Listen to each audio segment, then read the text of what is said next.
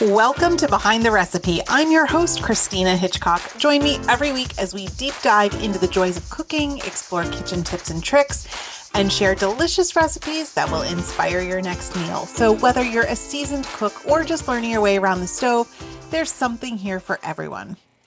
If you've ever opened your pantry and thought, what am I supposed to make with this? You are not alone. Today, I'm spilling the tea on the pantry staples I will never be without.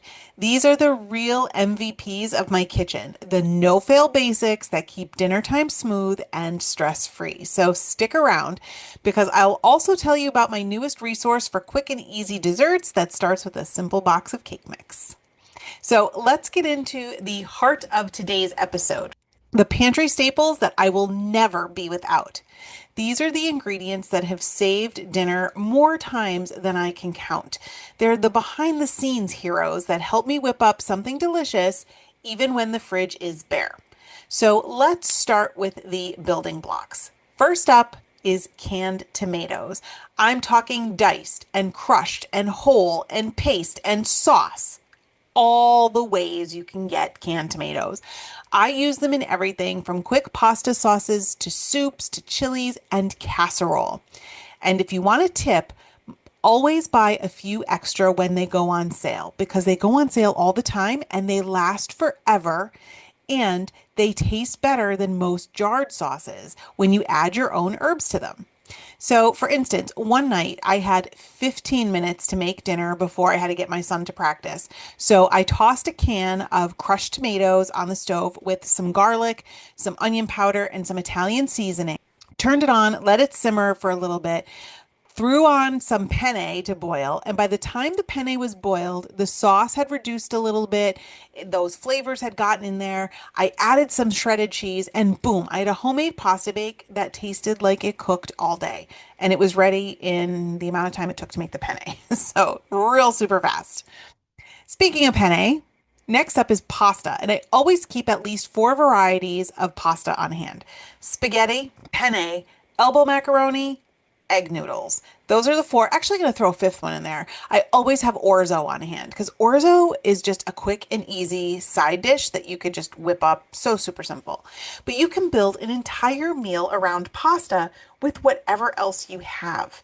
And here's a pro tip. Keep a bag of frozen meatballs on hand. You can use store-bought, you can have homemade, whatever you prefer. It's up to you. As long as they're frozen and they're already made. You don't have to make them. Because if you've got frozen meatball on hand and you've got spaghetti, you have a great dinner under 20 minutes on the table. I'd even say under 15 minutes on the table. Super duper fast. Next up in my pantry is chicken broth and bouillon. So I buy the broth in the paper containers, the bigger ones, and I always have a jar of Better Than bouillon in my refrigerator. This is a flavor booster like no other. I use it to make soups richer, to cook rice or quinoa, or even just to deglaze a pan when making sauces. And it's really the go-to. I use it all the time.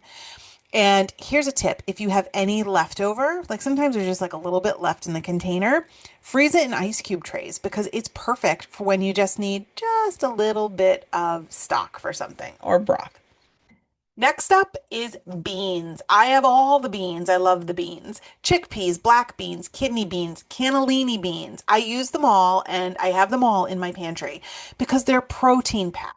They're budget friendly and they are so incredibly versatile.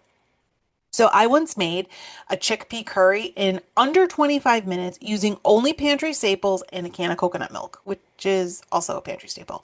Yeah, everyone in my house thought it was takeout, but it was just something that I whipped up super quick with what I already had on hand. Next up is rice. I love rice. So all the rices, white rice, brown rice, jasmine rice. And I even have those microwaved instant rice pouches for the times when I don't feel like making rice from scratch. These are great for rice bowls, stir fries, burritos, casseroles, you name it. You can even just serve it as a plain side dish. That's perfectly fine. Make it with that stock that you have on hand and it'll be even more flavorful. But I love, love, love rice. I use it, I swear we have it at least once a week. And if I make it from scratch, I always make a double batch and freeze extras so that I have some on hand. And like I said, I always keep those microwave pouches on hand too. So here's a quick shortcut for you. Add some taco seasoning to cooked rice, stir in some black beans and corn, and you have an instant side dish or a burrito filling. So super fast and easy. The next thing I'm going to talk about is a kind of a pantry staple, but it's in my spice drawer. And it's garlic and onion powder. Two separate things, garlic powder and onion powder. And in my kitchen, these are non-negotiables. I have them all the time. They save me when I'm out of fresh garlic or onion, but I still want that little bit of depth. And you guys know, if you've been listening to this show at all, my all-purpose seasoning is my go-to. I use that on anything that calls for salt and pepper. I'm using the all-purpose seasoning. I will link to that recipe in the show notes. I'm just making a note for myself so that I do that. But I always keep a big batch of this on hand, and it really adds that extra flavor that I want. And it doesn't taste oniony and it doesn't taste garlicky. It just tastes good, right? Next up, olive oil and vegetable oil. Olive oil for roasting and dressings, vegetable oil for baking and frying. Oh, and avocado oil. Mostly because I have a Blackstone, so that works great on the Blackstone. And don't forget nonstick cooking spray. That's definitely something you want to have on hand. Next up, flour and sugar. I use all-purpose flour and granulated sugar constantly. So for baking, breading, sauces, quick treats, these are pantry staples. Now, I also keep brown sugar on hand because sometimes I just need that. I want that deeper flavor that comes from brown sugar. So I always have that on hand. These are things that are always in my grocery cart. As a food blogger, I'm always using them. So probably like every other week or so, I'm buying more flour and sugar. Which brings me to my next item, which is a boxed cake mix.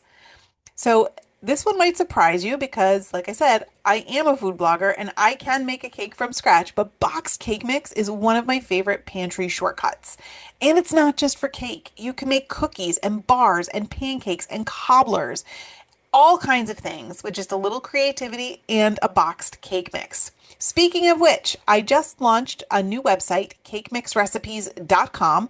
It's a site dedicated to all things cake mix and pantry staples. So all those semi-homemade type recipes from sweet and into savory. So some of them are, using the biscuit mix. Some are using refrigerated doughs, anything that's that semi-homemade. So whether you want to make cookies out of a lemon cake mix or brownies from Devil Food, you're going to find it on this site. Fast, easy, and no fail. So here's a quick recipe for you. You probably don't even need a pen and paper for this one. Just listen carefully. Take a box of angel food cake. Take a can of lemon pie filling, right? Yeah, lemon pie filling. Mix it all together, pour it in a baking dish, bake it for 350 until it's golden and set, and you have like instant lemon squares. So easy, so fast. No time at all. So when you're in a pinch and you have to make something for a bake sale or something to take somewhere or company's coming, grab those two things out of your pantry and dessert is done. The next thing I like to keep on hand is shelf-stable milks. So like evaporated milk or a box of almond milk. These are pantry lifesavers. They're great for creamy soups and sauces or when you're out of regular milk. And we go through a lot of milk in my house. And there are times when I go to make something and I'm like, oh, we just don't have enough milk. So I use the pantry shelf-stable milk. Instant oatmeal and quick cooking grains are another favorite. And this isn't just for breakfast. I use oats in meatloaf. I use it as a topping on fruit crumbles or cobblers, things like that. And the grains, same thing. Quick cooking ones. I like quinoa. I always have quinoa on hand. And I have a great recipe on my site. I got to make a link to this for breakfast couscous. It's a lot of fun. It's delicious. I love it.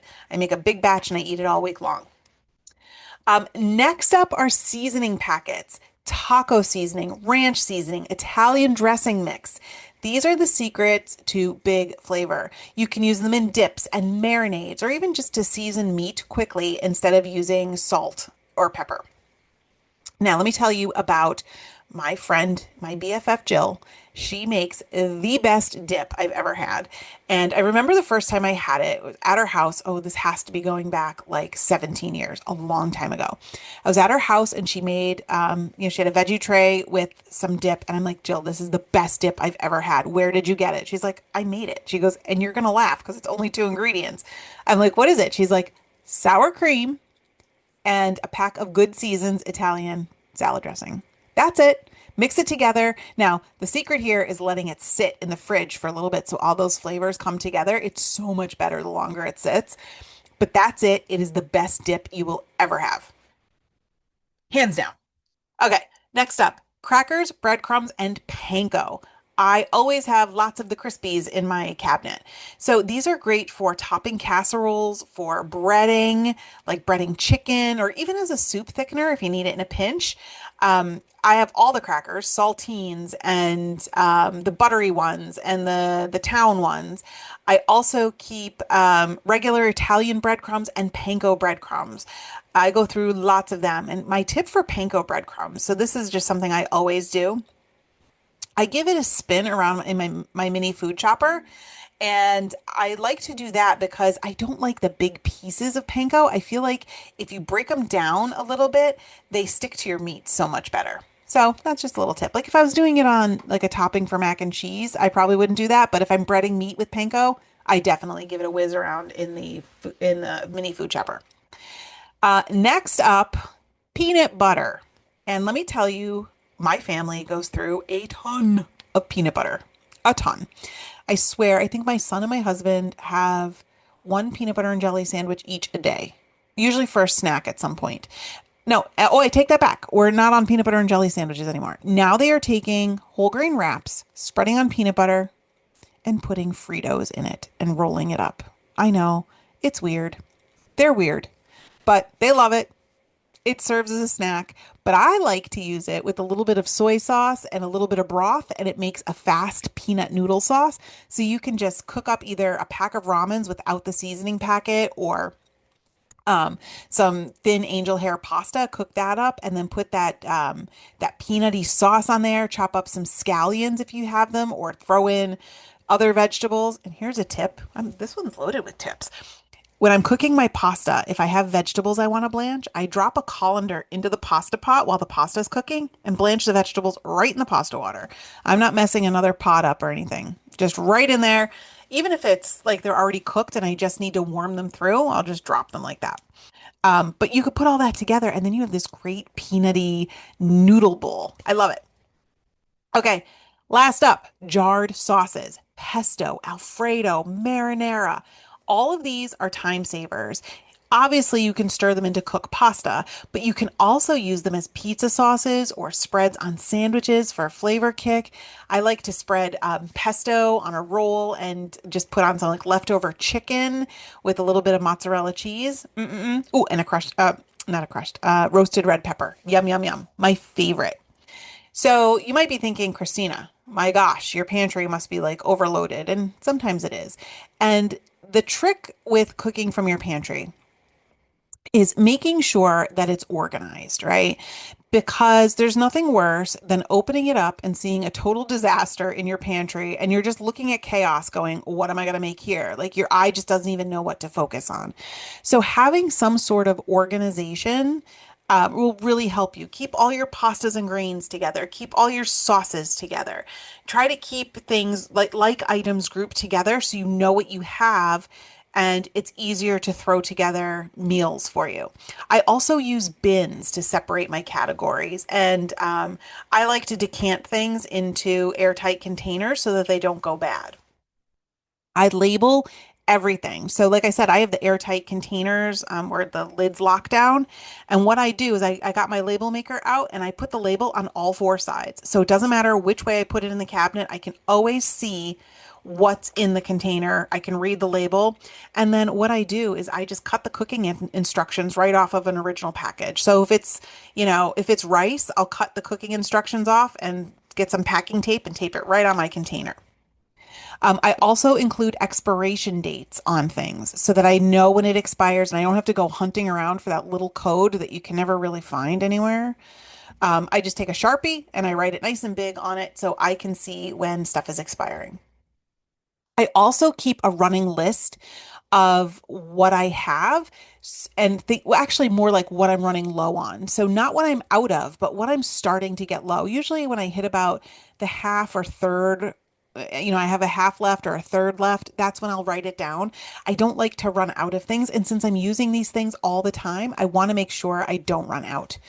And then this way, when there's a sale, you can buy things on sale and stock up. But remember to rotate your stock. First in, first out, because you don't want your food to go bad. So just remember, you don't need a fancy kitchen. You don't need tons of space and room. You just have to have a well-stocked pantry.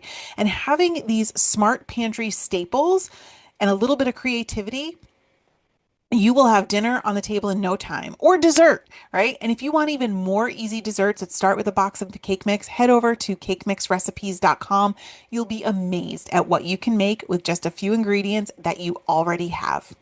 Thank you so much for tuning into today's episode of Behind the Recipe. I hope you picked up a few tips. I dropped quite a few. And maybe you're already thinking about what's in your pantry right now for dinner. So I hope so. And I hope it's inspiring you. And remember that a well-stocked pantry means less stress and more dinner wins. Now, if you love this episode, don't forget to subscribe, leave a review, and share it with your friends. And please don't forget to visit Cake Mix Recipes for fun, fast, and totally doable desserts that start with a box of cake mix. And until next time, happy cooking, and remember, everything's better when shared in the kitchen.